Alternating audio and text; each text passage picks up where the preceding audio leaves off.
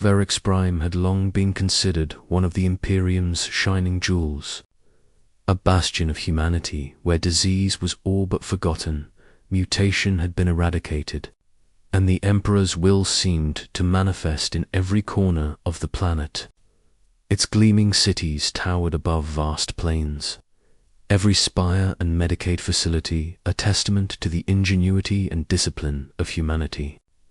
For centuries, the planetary governors maintained rigid order, celebrating the Emperor's grace and ensuring the population's loyalty through law, faith, and science.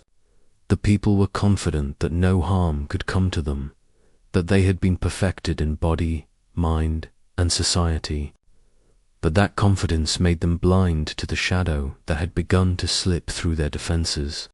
From the void of real space, black-holed vessels materialized above the planet, translating silently through the warp, their presence unnoticed until the moment they broadcasted Imperial authorization codes older than Verix Prime itself, declaring that a sanctioned genetic envoy had arrived to aid in the perfection of all life. Fabius Bile emerged first, calm, composed, his cloak trailing behind him as he walked across the landing platform. Every movement precise, deliberate, almost unnervingly serene. His instruments hummed with quiet efficiency, scanning the environment, analyzing the people, and preparing for a task far beyond the comprehension of those around him. No one noticed the small details at first, the way his shadow moved a fraction of a second too late, the faint glint in his eyes that suggested curiosity rather than empathy, the subtle twitch in the mechanisms he carried that hinted at a mind already dissecting every life on the planet. When he spoke to the gathered council of planetary governors and Medicaid leaders, his voice was calm, almost soothing, promising cures for diseases they had never thought could be eradicated, offering enhancements that would elevate humanity to a new plateau of perfection. The leaders were enthralled, unable to see the threat that hid beneath the silver-tongued promises, and the population cheered for what they believed was salvation. The first demonstration was meticulously orchestrated. A terminally ill child was brought forward, his tiny body wasting away under the weight of genetic disease that had eluded the planet's best Medicaid. Fabius's instruments extended like mechanical appendages, precise and silent, piercing the child's flesh with surgical inevitability. For a moment, it appeared that the child was cured. His lungs expanded, his fever broke, the sickness retreating as if the Emperor himself had touched him. But then the scream erupted, tearing through the city square, raw and unnatural.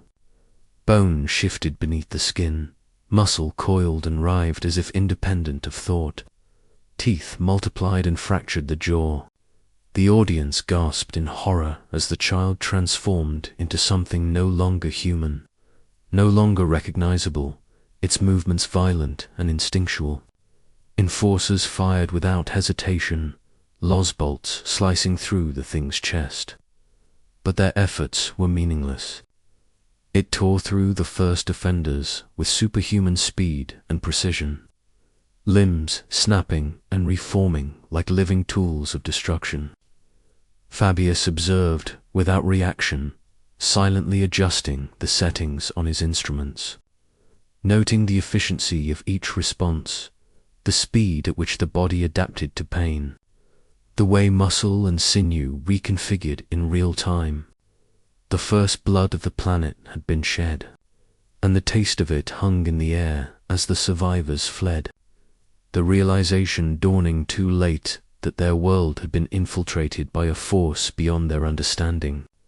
Within hours, hospitals sealed their doors, diagnostic engines hijacked to serve the envoy's hidden purposes, and the planet's communication networks filled with static and panicked screams.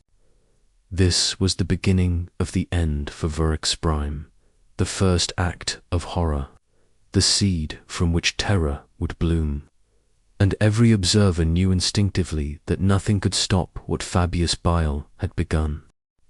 By the time the sun rose again over Verix Prime, the illusion of normalcy had been shattered beyond repair. Entire hospitals and Medicaid complexes, once symbols of hope and progress, had transformed into cages, factories, and breeding grounds for unnatural life. Doors sealed automatically, wards and corridors twisting as if guided by a will of their own, trapping the citizens within. The instruments that had once cured were now engines of torment. Restraints and surgical arms forcing people onto tables and into devices that twisted flesh, replaced bone, and rewrote DNA on the fly. The screams were endless. Echoing down sterilized halls turned into grotesque theaters of experimentation, each cry more horrifying than the last. Civilians attempted to flee, only to find streets shifting beneath their feet, alleys elongating, buildings bending, as though the planet itself had become a living predator. Fabius moved among it all with deliberate precision, his eyes scanning every corridor, every table, every pulse of life, as if reading the entire population like an open codex. His hands, delicate and surgical, adjusted instruments, occasionally reaching out to twist a spinal column or reroute a circulatory system. Each modification creating monsters capable of survival and violence far beyond human comprehension. Resistance formed immediately. Planetarian forces and Medicaid staff attempting to counter the invasion of their own world. But their efforts were methodical yet naive. They met horrors that seemed almost sentient. Grotesque amalgamations of people who had once been their friends, neighbors, even family, now stitched together with multiple limbs, eyes, and sharpened bone, adapting to every tactic, every weapon they fired. Lost bolts, flamers, and frag grenades proved inefficient against forms that could absorb fire and strike back with unnatural reflexes. Entire squads were ripped apart within moments, their screams mixed with those of the civilians still trapped and subjected to ongoing experiments. Fabius's voice occasionally echoed through the twisting halls, calm, almost maternal in tone, explaining to the terrified and mutilated citizens that these changes were necessary, that evolution required sacrifice, and that perfection would come to all. It was a promise drenched in blood. The city's defense forces regrouped in what remained of the main squares, attempting to organize a counter, only to find their strategies anticipated, their paths blocked, their communications infiltrated by the very systems designed to protect them. Fabius had turned every Medicaid terminal, every drone, every monitoring implant into a weapon, broadcasting orders that made the population act against itself, turning family members into hunters of their own kin. Entire neighborhoods became arenas of horror, civilians forced into battle formations, subjected to rapid mutations that transformed them into shock troops for their own destruction. Every corridor and street corner became a fight for survival, each encounter against a mutated human or Fabius's twisted creations leaving lasting psychological and physical scars. Even as the planetary defense forces launched targeted strikes, attempting to root out his laboratories, Fabius remained steps ahead, observing each failure and immediately adapting. Every defeated monstrosity became a new template, incorporated into subsequent waves, learning faster than any human could understand. By the end of the first week, entire districts were unrecognizable. Walls had grown teeth and limbs, floors pulsed with muscle, and the very air seemed thick with the presence of unholy life. Fabius's experiments had not only claimed lives, but had rewritten the very essence of the planet, turning Verix Prime into a sprawling, sentient laboratory where every corner harbored danger and every breath carried the potential for mutation. And through it all, he walked, detached, meticulous, recording every outcome with obsessive precision, always seeking that next perfect iteration. It was no longer a planet in the traditional sense. It was a living, breathing weapon, a crucible of horror, designed not just to test, but to reshape humanity itself. The population's screams had become the ambient soundtrack of a world that had been converted into the ultimate laboratory, and every act of resistance only fueled the monstrous efficiency of the experiments, leaving Verix Prime teetering on the brink of total transformation, with Fabius Bile at the center, orchestrating chaos with the patience and precision of a god indifferent to suffering. As the planetary situation deteriorated beyond any measure, the Imperium could no longer afford delay. The vox channels from Verix Prime had gone silent, replaced by static and occasional bursts of screaming. A transmission so horrifying that even veteran inquisitors shuddered upon hearing fragments. A chapter of Space Marines was dispatched, drop pods screaming through the stratosphere to strike directly into the heart of the chaos. From orbit, the planet appeared serene, a shining jewel, betraying none of the horror below. But as the pods pierced the atmosphere, each detonation and burn of entry revealed the extent of Fabius Bile's work. Cities half consumed by organic structures, streets rippling with muscle and sinew and faint, twitching forms moving beneath the surface. As the first Marines hit the ground, the streets erupted in violence. Flesh twisted into weapons, tendrils lashed out, eyes appeared where no face should be, and limbs grew with unnatural speed to strike at the landing squads. Bolters fired indiscriminately, tearing through humanoid forms only for them to reassemble, their wounds closing in moments, their minds warped to anticipate the Marines' attacks. Fabius observed from above, standing on the balcony of a partially organic tower, instruments in hand, recording and adjusting variables as if conducting a symphony of slaughter. The initial drop was a brutal learning experience. Marine squads that had faced the Tyranids, Orcs, and Chaos were forced to confront something unlike anything they had ever imagined. Each enemy seemed to know instinctively how to counter Astartes' physiology, every movement precise, every strike calculated to exploit a weakness.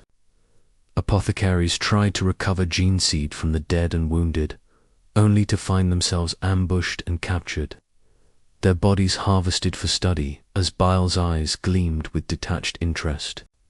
Each clash became more horrific than the last, with entire city blocks consumed by the convulsing organic matter of the planet. Citizens transformed mid-combat into hybridized soldiers that struck with unfeeling precision. Even the most disciplined squads were reduced to desperate improvisation, fighting through corridors that shifted and reformed as if alive, ceilings lowering like jaws, walls pushing forward like constricting cages. Fabius's modifications were relentless. Creatures evolved before the Marines' eyes, reacting to every tactic and weapon. No bolter, flamer, or power sword could secure permanent victory. Every encounter refined the monsters, turning failure into a brutal lesson that the Space Marines were forced to pay for with blood and suffering. Amid the carnage, Bile occasionally intervened directly, stepping into a fight with elegant speed, his instruments extending from his hands to slice through bolter-proof armor or sever limbs with surgical precision. Each Marine who engaged him found themselves losing not by brute force, but by anticipation. Bile knew their reflexes before they acted, countering psychic assaults as if reading their thoughts before they formed. The surviving Marines realized that the planet was not just a battlefield, it was a weaponized laboratory. Every mutation, every structure, every pulse of life designed to kill, to learn, and to perfect. Entire squads were cut down, and the streets were littered with both mutated citizens and fallen heroes. Each corpse swiftly integrated into the ongoing experiments, twisted into new forms of violence that roamed the streets without pause. Yet even as the chapter faltered, they adapted, combining their strategies with guerrilla warfare, flamers, and specialized ordnance, attempting to carve paths through the nightmarish urban labyrinth. Fabius observed every move, adjusting his creations mid-battle, testing their reflexes against the Astartes' legendary resilience, his calm voice echoing through Vox feeds, almost congratulatory, describing each new mutation as an improvement. By the end of the initial engagement, the Marines had realized the terrifying truth. Ferox Prime could not simply be liberated. It could only be endured, fought through inch by inch, each victory fleeting, each death absorbed into the ever-expanding army of horrors Bile had created. And through it all, he remained unscathed, untouchable, the silent orchestrator of a war that had already been won in ways the Imperium could scarcely comprehend. The planet had become a battlefield where learning was death, survival was pain, and Fabius Bile was the ultimate predator, his laboratory of flesh and bone expanding with every moment, consuming hope as efficiently as it consumed the living. As the initial Space Marine assault faltered, the remaining civilians and surviving planetary defense forces began to realize that survival depended not on retreat, but on desperate, coordinated resistance. Fear turned to fury, and fury into strategy. As the oppressed population scoured the ruins for weapons, scavenged forbidden seeds, and formed ragged militias determined to reclaim what remained of their world.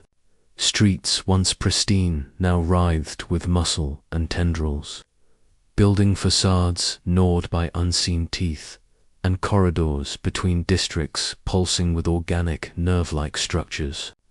Resistance fighters launched their first organized assault, charging through streets transformed into labyrinthine kill zones where mutated civilians and monstrous hybrids struck without warning.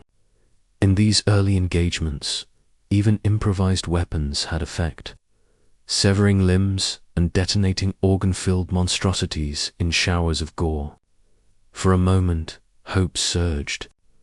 But Ferox Prime was no longer a passive stage. It had become a sentient adversary. Fabius Bile had integrated his work so deeply into the environment that the very air, water, and terrain were agents of the laboratory's will. Plumes of gene-altering spores drifted invisibly through alleys, seeping into lungs and triggering horrific mutations mid-combat. Soldiers and civilians alike convulsed as bones grew at impossible angles. Muscle ruptured and twisted, and consciousness battled the body for control, sometimes losing entirely. Resistance leaders watched in horror as units that had fought bravely moments ago were transformed mid-battle into instruments of slaughter, attacking their comrades with reflexive, unnatural aggression. The planet itself seemed to respond to tactics, closing off escape routes, elevating streets into walls, lowering ceilings to crush or separate units, and animating corpses to act as scouts for Fabius's remaining creations. Entire districts convulsed like living tissue, streets contracting to funnel survivors into death traps, buildings sprouting limbs and claws to sweep away intruders, and rivers carrying hybridized forms downstream to intercept reinforcements. The few survivors who had managed to communicate via emergency Vox channels described the planet in whispered, terrified tones, claiming that walls breathed, floors throbbed with life, and shadows moved with intention, suggesting a horrifying awareness. Even the best planned assaults became gauntlets of despair, as every attack fed the laboratory's growth. Every victory refined the monster's behavior, and every death provided data for Bile to engineer the next stage of planetary dominance. Yet the human will is stubborn, and even under these conditions, resistance cells exploited weaknesses wherever they could be found. Improvised flamers, melter charges, and repurposed ordnance tore through clusters of hybrids, and the sheer determination of desperate fighters occasionally disrupted the rhythmic efficiency of the planet's defenses. But for every success, the cost was monumental. Entire neighborhoods were consumed in retaliatory surges of mutation. Entire units transformed into new species of bioweapon before they could escape, and the screams of the newly created horrors echoed across the ruined landscape. As the conflict escalated, Fabius himself appeared sporadically, moving through corridors and streets, observing the chaos, cataloging data, occasionally stepping into a battle to personally refine a creation or harvest gene seed from a fallen combatant. His presence was clinical, almost detached, but it drove home the horrifying reality. Every act of resistance was being watched, recorded, and twisted into something more effective. And as the day turned into night, Verix Prime was no longer simply a battlefield, had become a living crucible, reshaping its defenders, assimilating their skill and rage into new forms of violence, and proving that the planet itself, guided by Fabius's genius, had become the deadliest opponent any human or space marine had ever faced. Hope had not entirely vanished, but it had been measured, dissected, and found wanting under the cold, unflinching eye of Verix Prime's new master. Amid the chaos of Virex Prime's transformed cities, a new force emerged, composed of humanity's most disciplined, courageous, and renowned warriors, guard generals, space marine captains, psychers, and elite planetary champions. Each arrived with the conviction that they could confront the source of the nightmare, that skill, training, and honor could overcome what had turned an entire planet into a living weapon. But the first steps onto the streets of Virex Prime shattered illusion.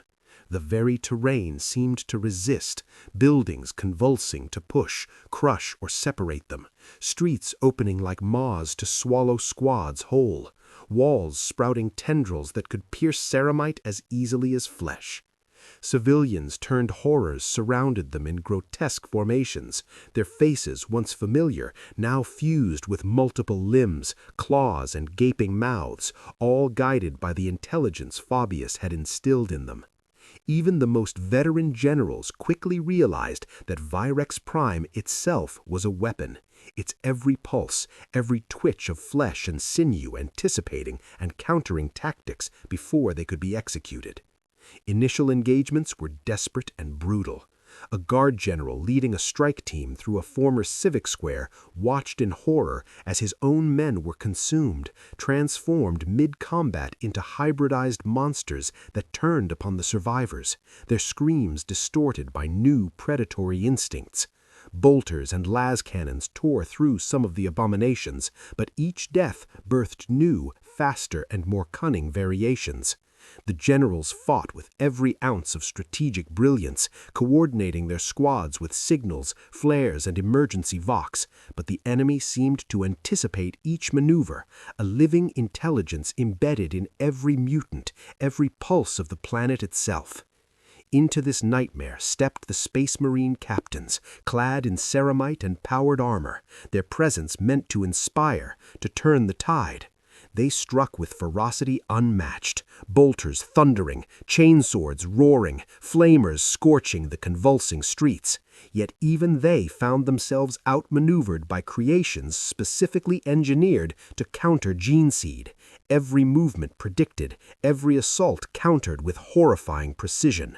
One captain engaged a towering hybrid with reinforced bone limbs, striking and cleaving with masterful skill, only to watch the creature adapt instantaneously, reconfiguring its muscle and sinew to shrug off what should have been fatal blows.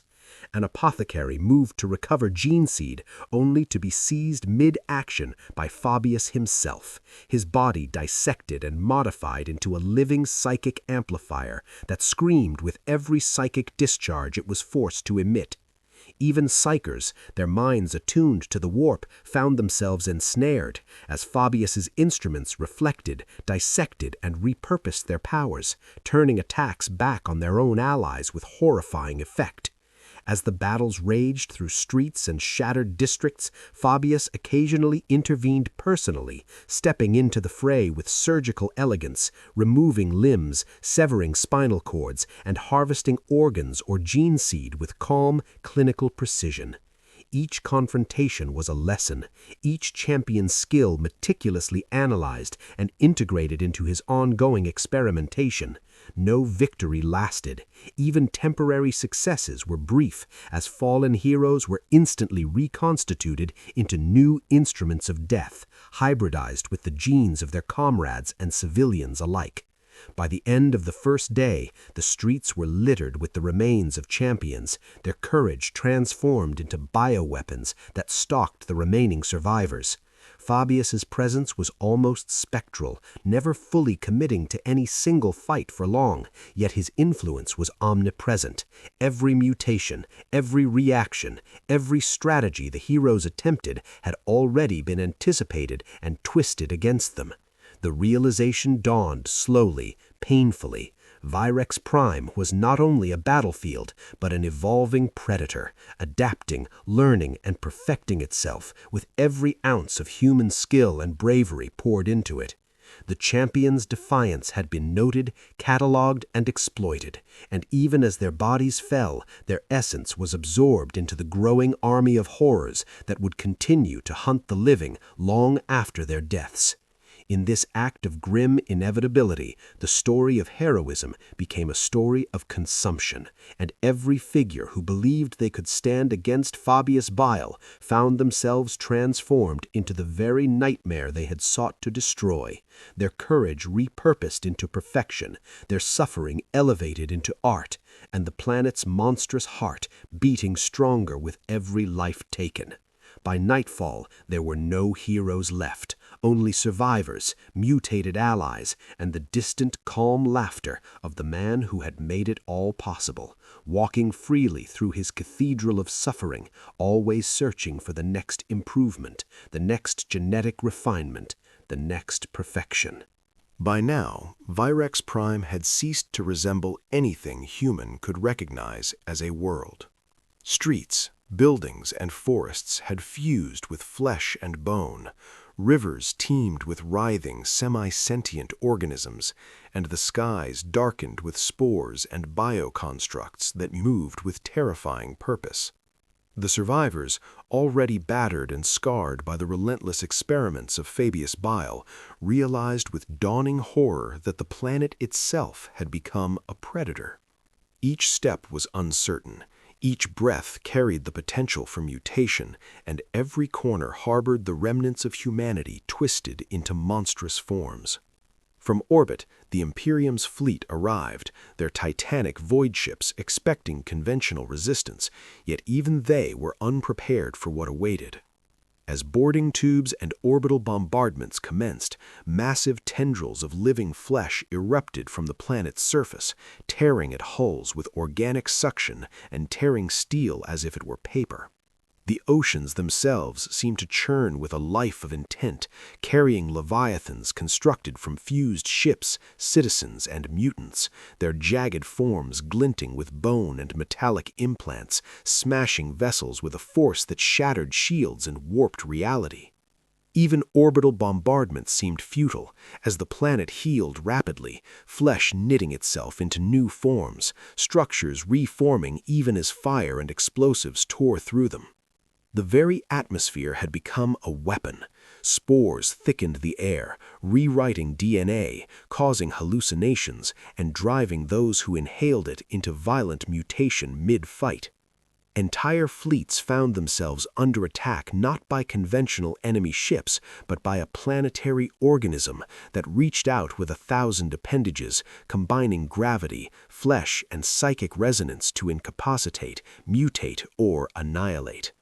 Below, the ground forces, what few remained of the resistance, space marines and elite imperial squads, struggled to advance, their footsteps swallowed by streets that closed like jaws, alleys that looped impossibly, and buildings that sprouted teeth, limbs, and organs to ensnare or consume them. Each firefight became more surreal than the last. Enemies dissolved mid-battle into swarms of living tissue, only to recombine moments later with heightened strength and awareness, attacks anticipated and countered as if guided by a single mind. Fabius Bile remained present yet ethereal, rarely committing directly, instead observing from vantage points, instruments recording the adaptation of every creature, the psychic resonance of the planet itself, and the despair of those who dared challenge it. The planet's sentience grew with every engagement. It learned, adapted, and restructured itself in real time, forcing any advance into traps, ambushes, or mutation-inducing terrain. Massive bioconstructs, some kilometers in length, erupted from forests and mountains, crushing armored units, uprooting cities, and absorbing soldiers into their mass, instantly reconfiguring as new weapons of war. Even psychers found their powers reflected and twisted by the psychic resonance of the planet, attacks that should have incinerated the abominations, instead fueling them, the psychic energy absorbed and redistributed into the living architecture of the world. Civilians, mutants, and hybrid creatures now fought as a single, horrifying army, directed implicitly by the planetary intelligence, with Fabius as its maestro. Attempted retreats became death marches, supply lines were shredded by spontaneous growths, and every conventional weapon proved temporary in effect. The survivors realized that Virex Prime had transcended war. It had become a self-perpetuating ecosystem of death and adaptation, a living weapon designed not to be conquered, but to evolve through conflict itself. The scale of horror was unimaginable. Mountains convulsed with muscle and vein, forests howled with thousands of fused voices, oceans rose as tidal waves of writhing flesh, and even the orbital fleet became part of the battlefield, their metal hulls bent and consumed by the planet's expanding will. In this crucible, the line between environment, enemy, and instrument of Bile's experimentation vanished completely. The planet screamed, not in sound alone, but in psychic resonance, in movement, in the infinite agony of those transformed and absorbed. Every creature, every human, every space marine that fell fed the intelligence, each death refining the world's defense and its offensive capabilities. By the end of this phase, it became clear that the survivors were no longer fighting a man, nor a planet, but an apex predator that had assimilated knowledge, flesh, and strategy into something unstoppable. Virex Prime itself had become the ultimate weapon, a cathedral of horror whose heartbeat pulsed in every direction, and every living soul remaining on its surface knew that survival was no longer a possibility, only endurance against an intelligence that had become both predator and god. And through it all, Fabius Bile watched, unhurried, analytical, and wholly certain of his victory, preparing for the final stages of his experiment, where even the notion of resistance would be redefined into something far darker than mere death. With Virex Prime fully transformed into a living nightmare, the Imperium marshaled its last remaining forces for a final, desperate strike. Space Marine strike teams, Mechanicus kill squads, and Inquisitorial specialists were deployed in concert, descending into a world that was no longer governed by physics, biology, or reason, but by Fabius Bile's twisted calculus of life and death. The streets themselves writhed in anticipation, buildings pulsating like hearts, alleys constricting into suffocating tunnels, and organic appendages sprouting unpredictably to ensnare, impale, or crush any who dared advance. Even as the combined forces organized into assault formations, it became clear that conventional strategies would fail. The planet itself seemed to study every movement, every plan, every volley of fire and respond in real time.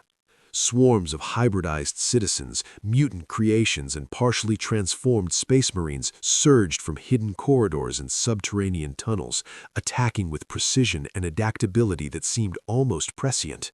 Yet the Imperium's finest pressed onward, driven by desperation, duty, and the grim understanding that failure meant total annihilation.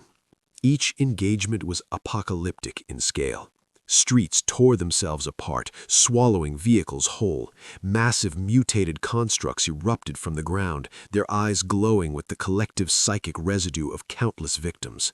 And the atmosphere itself became a weapon, spitting acidic clouds and mutagenic spores that contorted flesh and mind alike. Within this living battlefield, the assault focused on Bile's primary laboratory, a massive structure, partially organic, partially steel, that pulsed and throbbed with life, its walls lined with instruments that recorded, harvested, and processed every death for the heretic's endless experimentation.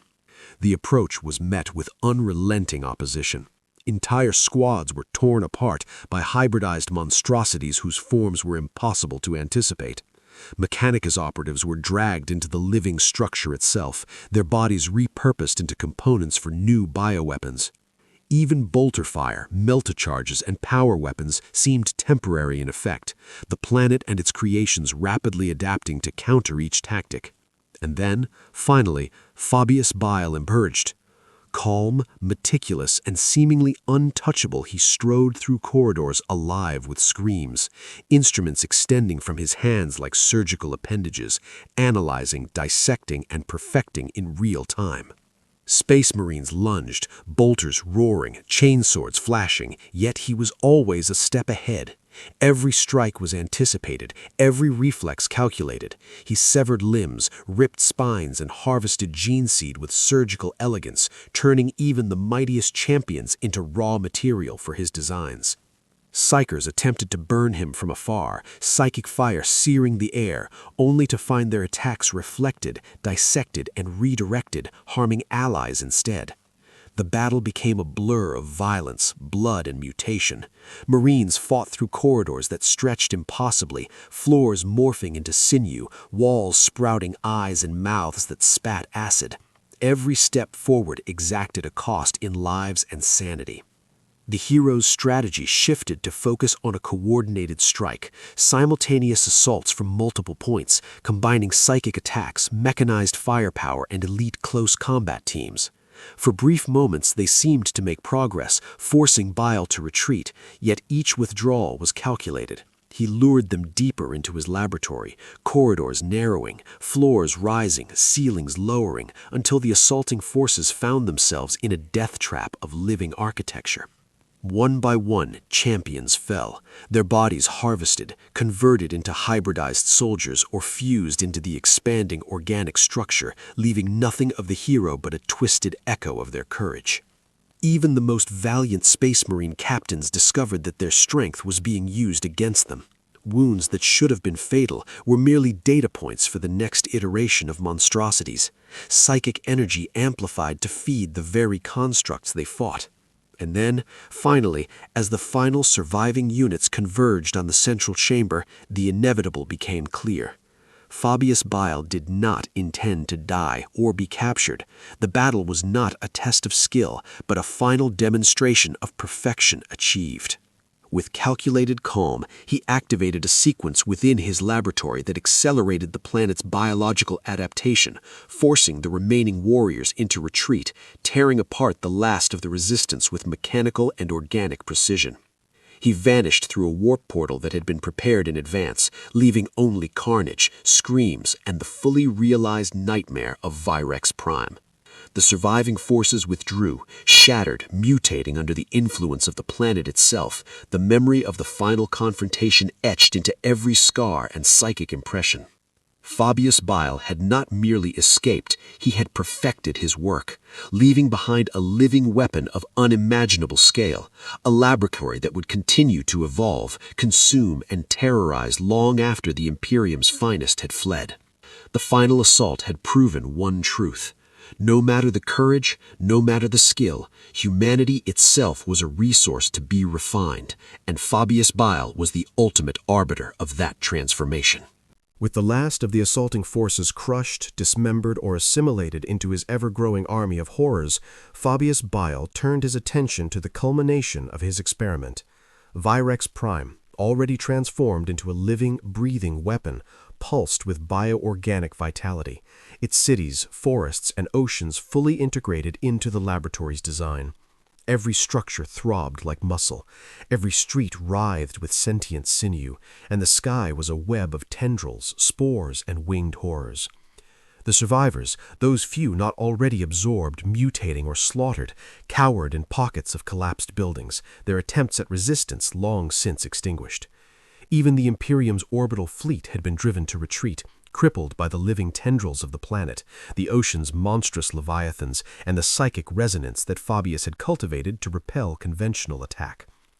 Bile walked freely through his cathedral of flesh, observing the results of decades of experimentation condensed into a single, horrifying climax. His instruments extended from his hands, adjusting and fine-tuning organisms mid-movement, harvesting genetic material, and cataloging the adaptive responses of the planet's living systems. The planet itself responded to him, moving in concert with his will, anticipating threats that no human or machine could even perceive. In these final moments, Fabius was no longer a mere scientist or heretic.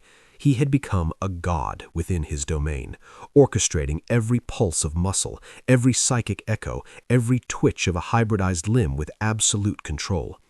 From the remnants of the resistance, one small squad attempted a desperate counterattack, firing bolters and grenades at his instruments, hoping to disrupt him or at least delay his departure. The effort was meaningless. The squad was overwhelmed almost instantly, their bodies torn apart, absorbed, or reshaped into new components of the planet's living architecture. Fabius regarded them clinically, noting the efficiency of their destruction and the genetic material now available for further refinement. He paused only to initiate the final phase of his plan. The warp gate had been prepared in advance, a shimmering portal of energy and psychic resonance designed to allow him to escape while leaving Virex Prime fully self-sufficient. With a deliberate motion, he activated the portal, stepping into the swirling energies without haste, his instruments retracting as the laboratory responded to his departure. In the moments before he vanished, the planet reacted violently, as if acknowledging the completion of its master's work. Oceans roared, forests shivered with sentient life, and entire cities reanimated, their inhabitants twisted, hybridized, and perfected, aligning into formations capable of expansion beyond Virex Prime itself. The survivors watched in terror as their home became an autonomous predator, ready to spread the biological perfection that Fabius had cultivated to the surrounding star systems. For those few left alive, hope had been extinguished. The planet no longer needed him. It had become self-propagating, a living experiment that could grow, consume, and adapt on its own, carrying the genius and horror of Bile's work into the wider galaxy. The Imperium, when records of the events were eventually compiled, declared Virex Prime exterminatus restricted, a world to be avoided, its coordinates sealed, its knowledge hidden from all but the highest authorities. Yet even this measure could not undo the transformation. The echoes of Bile's presence lingered in the planet's biopsychic network, in the streets that pulsed with memory, in the oceans that moved with awareness, and in the forests that whispered with twisted life. And somewhere, far beyond the veil of reality, Fabius Bile prepared his next world, already calculating, already experimenting, his mind turning the lessons of Virex Prime into the next apex of genetic terror. The final truth of the nightmarish events was undeniable.